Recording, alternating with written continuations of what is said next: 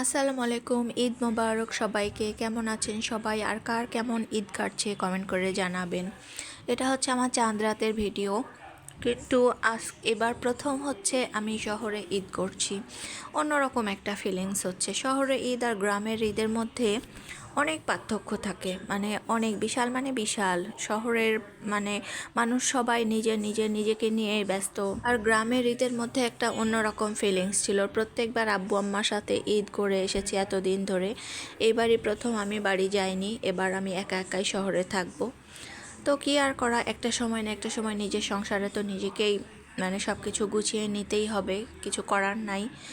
তো একদমই একা একা লাগছে আমাকে। সারাটা দিন মনে হচ্ছে কোনো কাজকর্ম নেই, কারণ এখানে আমি আমি আগে শুনতাম যে শহরে কোরবানি করলে অনেক হ্যাসেল পোহাতে হয়, মানে গোস্ত কাটাকাটি করতে এতটা সময় লাগে যে রান্না করে খাওয়ার টাইম চলে যায়।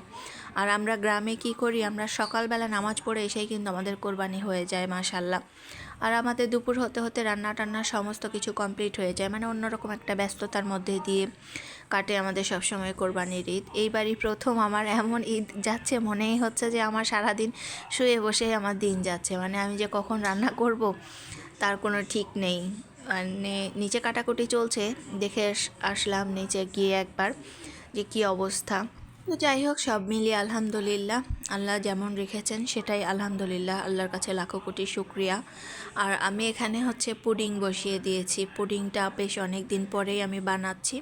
ডেজার্ট আইটেম হিসেবে পুডিংটা কিন্তু বেশ ভালো লাগে, আর আমার পুডিংটাও কিন্তু মাশাল্লাহ এত সুন্দর হয়েছে। মাশাল্লাহ মাশাল্লাহ, আমি তো দেখেই একদম অবাক হয়ে গেছি যে খুব সুন্দরভাবে আমার পুডিংটা সেট হয়ে গেছে। এখন এটাকে ভাপিয়ে আমি রেখে দিব। এটা হচ্ছে আমি রেডি করছিলাম আমার চাঁদ রাতে। অনেক দিন বাচ্চারা পুডিং খায়নি, তো ভাবলাম যে ওদের জন্য একটা পুডিং বানাই।